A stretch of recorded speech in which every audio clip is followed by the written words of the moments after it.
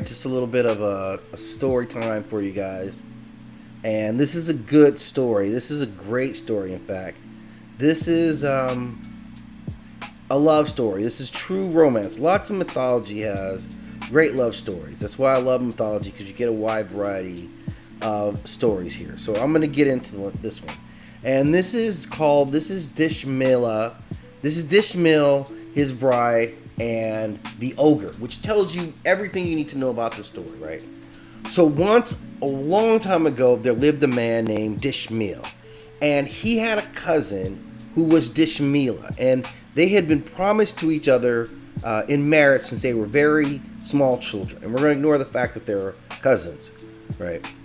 But now they were grown, and Dschemil decided it was time for them to be wed. So Dschemil therefore went to the nearest town to buy furnishings for their new house.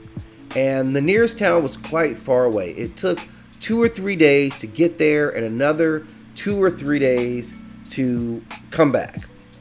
And while Dschemil was away, Dschemila and her friends went out to gather firewood. And let me tell you, from every myth story I've ever read, gathering firewood or picking flowers is the worst thing you can do. And we're going to see why here in a little bit. So as she picked up sticks, Dschemila came across an iron mortar laying on the ground. She picked it up and fastened it to the top of her bundle, but every time she tried to pick up the bundle to carry it, the mortar fell to the ground. Dschemila undid her bundle to put the mortar in the middle. Right? Sounds like a very smart thing to do. And just as she begins to tie up her bundle again, her friend said, "Whatever you're doing over there, it's getting dark. We're not going to wait for you." "That's all right," Dschemila said. "You go ahead. I want to keep this iron mortar I found. I'll head home as soon as I have it tied properly to my bundle." "Very well," said the other young women, who then returned home. So they left her in the forest, out picking timber by herself. So as she worked to tie up the mortar in her bundle, the sun set. When the last rays of the sunset had gone below the horizon, the iron mortar transformed into a huge ogre, as I had kind of predicted. Now the ogre picked up Dschemila and carried her away, far away to his castle, a month's journey away from Dschemila's village. And the ogre put Dschemila in a chamber in his castle and said, "Do not be afraid, you will not be harmed." Then the ogre went out, leaving Dschemila sitting in the chamber, weeping bitter tears and shivering with fright. And when the other young women of the village returned home, Dschemila's mother noticed that her daughter was not among them and said, "Where has my daughter gone?" Said the mother, "Why did she not return with you?" "She found an iron mortar and wanted to tie it up properly to bring it home," said the others. "We expect she'll be back soon."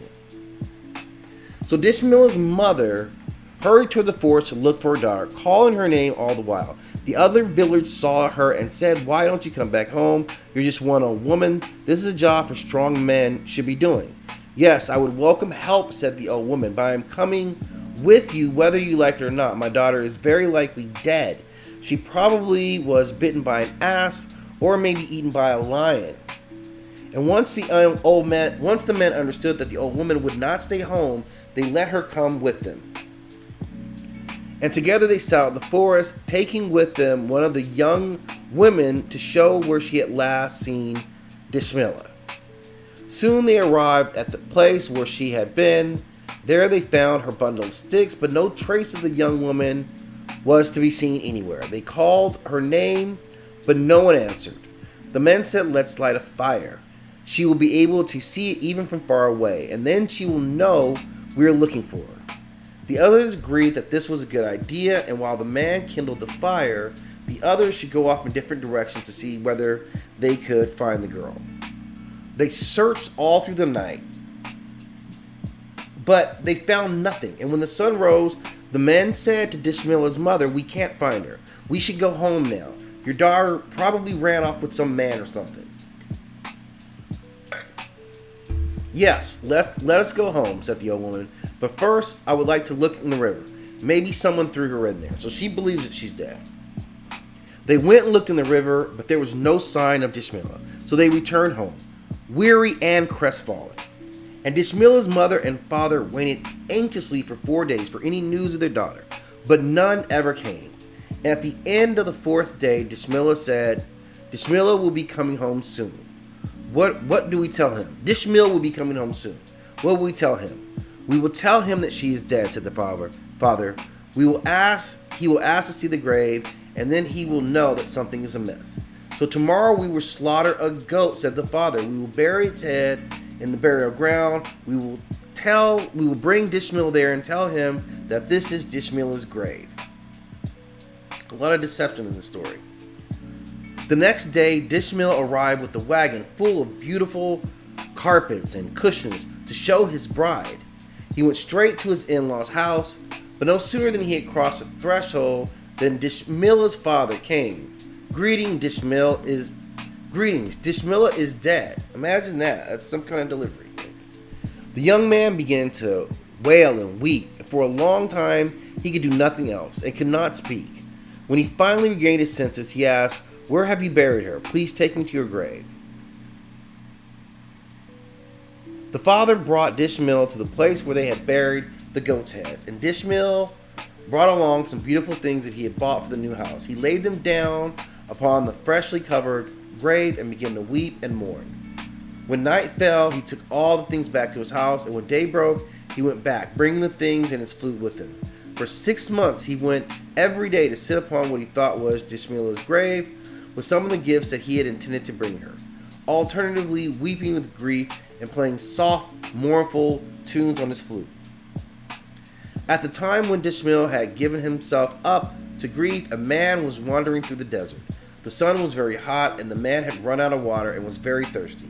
He saw before him a great castle and thought if only he could rest in the shade, he might find the strength to beg a little water from whoever lived there. He went up to the wall of the castle on the shaded side and sat down with ease. It was so lovely and cool. It was the shade of the castle. He nearly fell asleep, but was startled awake when he heard a soft voice saying, "Who are you? Are you a ghost or a living man?" The man looked up and saw a girl leaning out the window. "I am a man, and likely a better one than your father or grandfather." "I wish you good luck," she replied. "But why are you here? This is the land of ogres and all manner of horrible things." "Is this really the home of an ogre?" the man asked. "Oh yes, and as soon as the sun sets he will come home. If he finds you here, he will turn you into his supper. You will need to leave at once, for the day is already getting old." "I will not get far if I leave without having something to drink. I have been journeying all day in the hot desert sun, and I am thirsty. Please give me some water." "I can't do that," said the girl, "but if you travel in that direction, you might find a well or a spring. The ogre always goes that way when he wants to get water for the castle." The man stood up and began to walk away, but the girl cried out, "Wait, tell me where you're going." "Why do you need to know that?" said the man. "I have a favor to ask if you're willing to do it, but I need to know which way you're going." "I'm going to Damascus," said the man.